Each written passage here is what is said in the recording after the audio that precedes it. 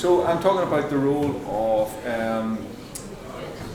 PCI in multi-vessel disease, and who in the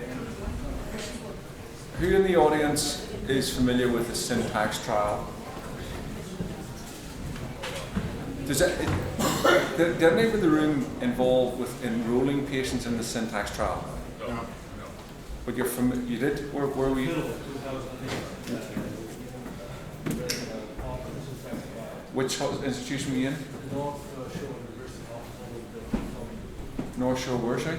University Hospital in Chicago. So I'm just going to go through it because so much of our decision making, especially at multidisciplinary team meetings, MDT, still hinges on Syntax. And what happened in Syntax was you had multi-vessel disease, isn't that right? So you would do an angiogram as a fellow, you probably did many angiograms, and you saw 3-vessel disease. And then you would say to the patient, we're potentially going to enroll you in a trial. And then you would go to the MDT, and at the MDT, the surgeon would say, I can put 3 grafts on all 3 vessels. And the PCI doc would say, I can stent all 3 vessels. If the surgeon says, I can't stent or graft all 3 vessels, you went into the PCI registry.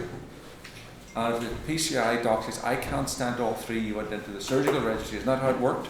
I'm not sure about the surgical system. I will calculate the Syntax couple. Yeah. And basically do the optimization at the end.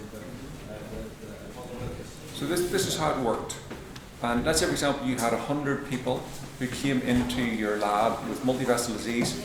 How many of those 100 got enrolled in the clinical trial? 100? No. Never 100.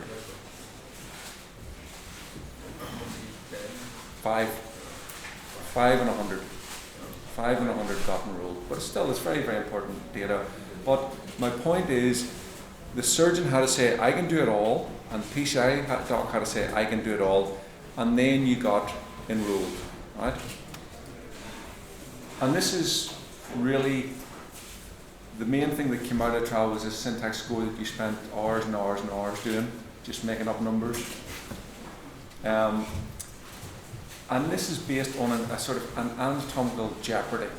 So if you had a lesion of the left main stem, that scored you more points than if you had the lesion of the distal right.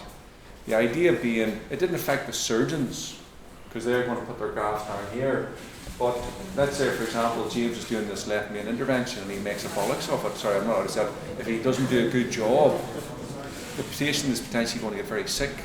Whereas if he makes a mistake down in the distal right, it doesn't do so bad. So that's where the Syntax score came from. And then you'll be familiar with these graphs where the Syntax score was low, middle, and high tertile. And if you had low Syntax score, you did very well with PCI, comparable to surgery. If you had intermediate Syntax score, you didn't do so well, but that was predominantly driven not by death, but by revascularization. Okay? So, and that's the main driver, revascularization. And if you had a high Syntax score, you did much better in terms of revascularization with bypass. And that's where the Syntax data came from. So a couple of comments on Syntax. Which was your center in this graph? Can you remember how many patients you put in? So this is each center, and if you've got a big bubble, that's the number of patients you put in the trial. Okay? And this was the outcomes per center. So let's say, for example, you went and had your bypass done in this center. 50% MACE in hospital. Right? Don't go going there. And what about this boy? PCI. 50% MACE with PCI. Don't go there. And why are we surprised by this? There is a correlation between operator volume and outcome. That was 1 year MACE. Yep. We've got 5 year. And 5 year? Imagine this. Oh, but they stopped. Once they saw this, they stopped. And this was given out, this didn't appear in any of the big trials. This was sort of slipped out, and then they haven't repeated it. Oh, it's brilliant, yeah. And what this is saying is, I would like to have my PCI done in this centre, and I'd like to have, PCI done in this centre, my bypass done in this centre. But I certainly don't want my bypass done in this centre, and I certainly don't want my PCI done in this centre. The Okay? color of balls means something, or? No, it's just, I think Differentiation. Americans are green, aren't they? No, it's probably a region, it's a region thing. The size of the bubble is the number of patients you put in, but it's compelling data.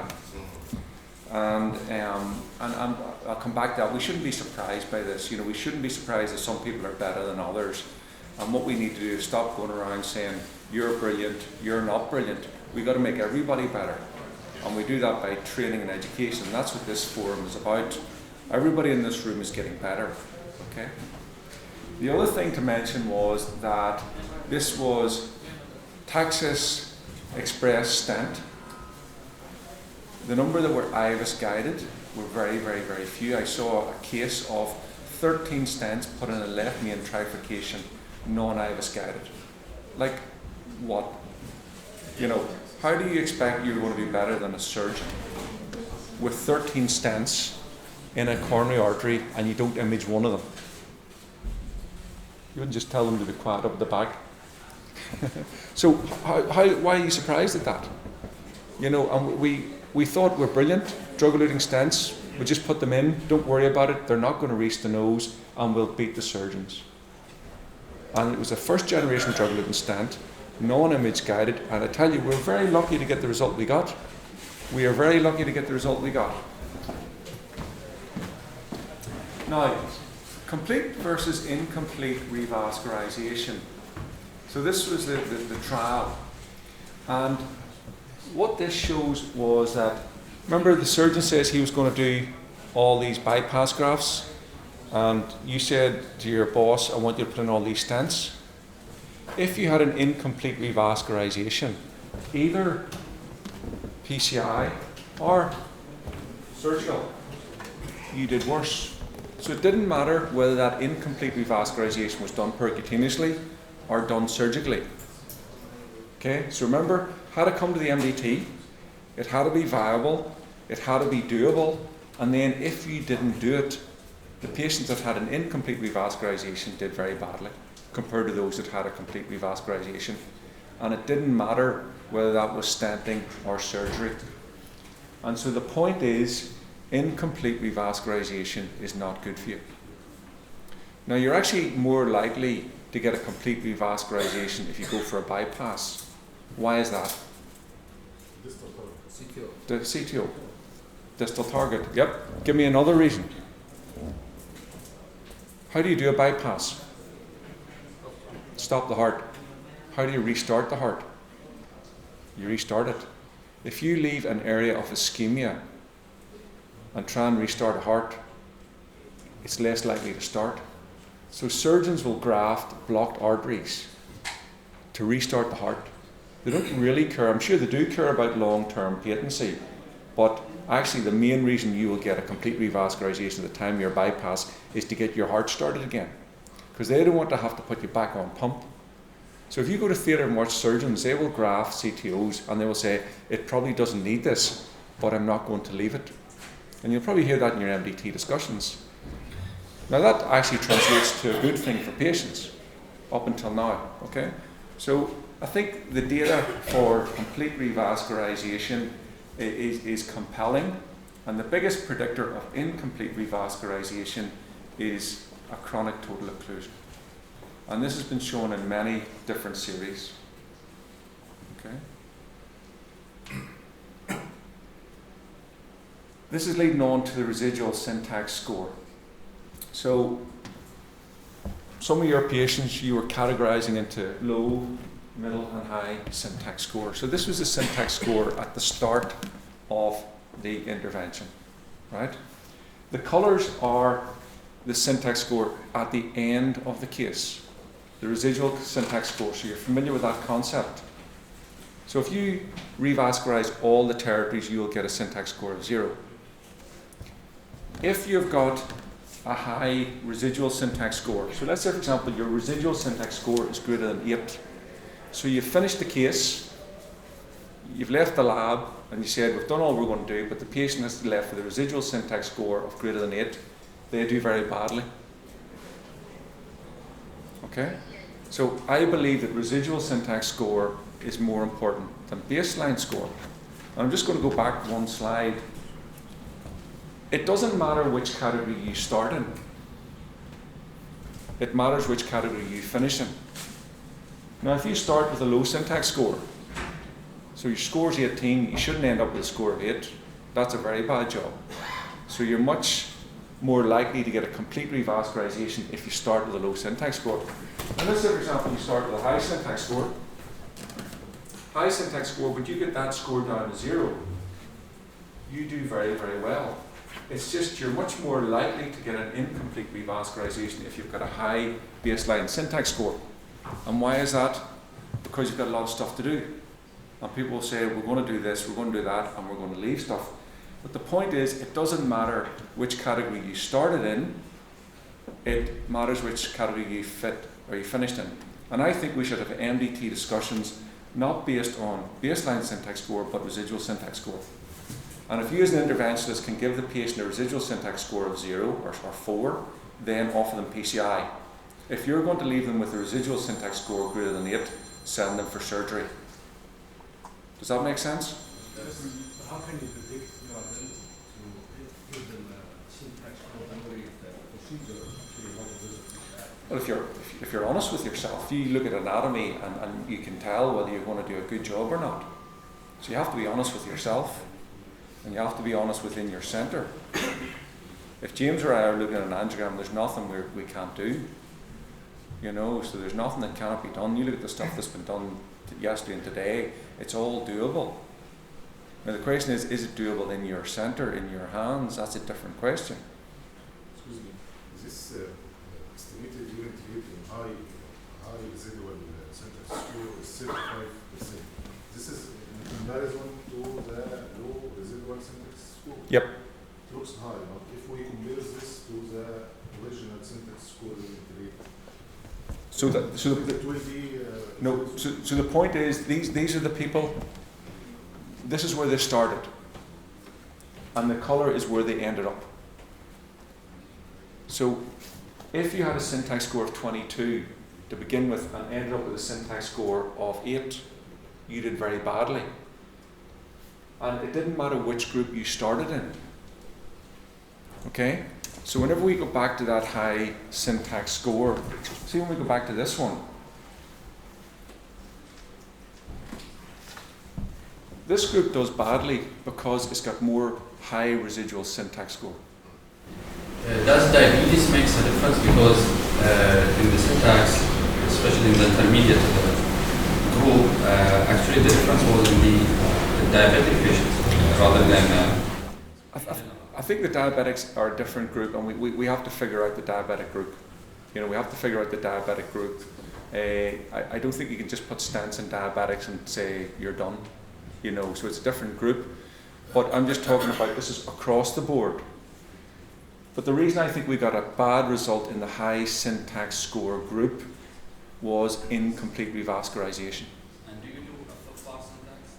What, sorry? A flip-flop syntax. Yeah, so syntax 2 score, yeah. I'll come on to that. So, Colin, one of the downsides of the syntax score is that you score every lesion more than 50%, that you may not revascularize. We know that. That was one of the flaws of the trial, the syntax trial. So, I mean, what you read into it, what residual syntax score, is something that you have to take within the result. You may leave 3-4 lesions, 50%, 60%, that you really don't need. And the FFR and the functional assessment, I think, is essential. Before you say this is I've completed revasc or I have not, I think those figures are a little bit premature. The one that you saw from the original trial. I've got some more data on it. I take your point. I do take your point on that. But it's using the matrix they did. If you had an incomplete revascularization, you didn't do as well. That's what I'm trying to say. I'll come on to that. The biggest reason you had an incomplete revascularization is often the presence of a CTO. I'm going to digress. So the ASC guidelines were updated last year. What new trials have come along to update the ASC guidelines last year? None. What are they based on? Syntax stuff. So Syntax 2, which is a registry, wasn't allowed to influence the guidelines. So I'm sitting at an MDT in Belfast where multi-vessel disease has been sent for surgery, and often on the basis of a CTO. And I'm just going to talk a bit about cardiac surgery, digressing slightly. If you look at the patency of a graft, so let's take a vein graft, and there's still a lot of people go for surgery and get a vein graft, and this is from the ASC guidelines, which is very, very conservative document. Your 10-year patency is at best 50% with a vein graft. At best 50%. And this is what it looks like. So at 10 years, 40% will be occluded or 30% will have significant disease. And we know that once you do intervention or once you get disease in a vein graft, they do badly. But the biggest reason people get sent for revascularization surgically is the presence of a CTO. What happens when you put a graft onto an occluded artery? Well, at 30 days post-op, this is the number that are blocked. And at 12 months, 80% of vein grafts are blocked if you put them onto a CTO. Because of collateral? So James just opened up a vessel. We think it should be 3.5, but what size was it now? It was 2 millimeters with no atheroma. So it gets negative, it gets underfilled. There's no perfusion. You've got collateral supply, and then you put this vein on. Veins aren't designed for arterial flow. So you put the vein onto this artery, which is small, with competitive filling, negatively remodeled, and then we're surprised that it doesn't take. Now, if you put a lima onto an LAD, which is an arterial conduit, onto a big vessel with good runoff, what percentage of those are blocked at a year? None. Okay? So, and I'm just going to show you an example. So this is our MDT, 70-year-old male. This is called a CTO off the right. It's more of a functional occlusion, but it's called a CTO in our institution. Is it? Yep. This is our MD, and this is our dirty washing. So he's got LED-D1 disease, a bit of disease in the circ. He's 70, intermediate tertile syntax score with a CTO. He gets sent for surgery.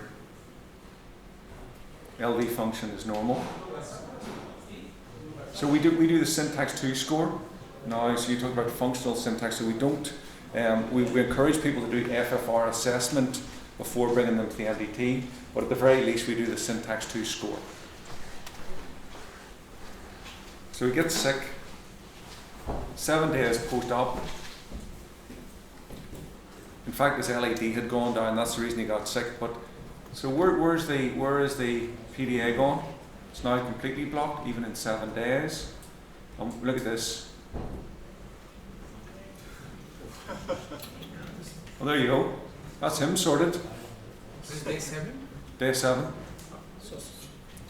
He's in the balloon pump as well. He's on a balloon pump. His LED's gone down. So, you know, if he's got veins like my veins, that's what my veins look like. And look what he's grafted. Look at the surgeon. The surgeon's done a good job to get onto that. Look at it. Far too straight for your veins. Scaling graft occlusion in the first month is almost technical problem. No. The graft, the LED is going down. That's a technical problem. This is the graft. This is the graft onto the CTO. But look at the distal vessel. It's patent. I think the size of the venous graft doesn't match the distal. It's technical also. I think he's done a great job to get onto this vessel. This is a normal vein, but because this is the vein. Yeah. That's how it looks like. If you image any vein graft on a small vessel early on, this is what it would look like. This is actually a normal appearance for early post-cabbage vein graft to a small vessel.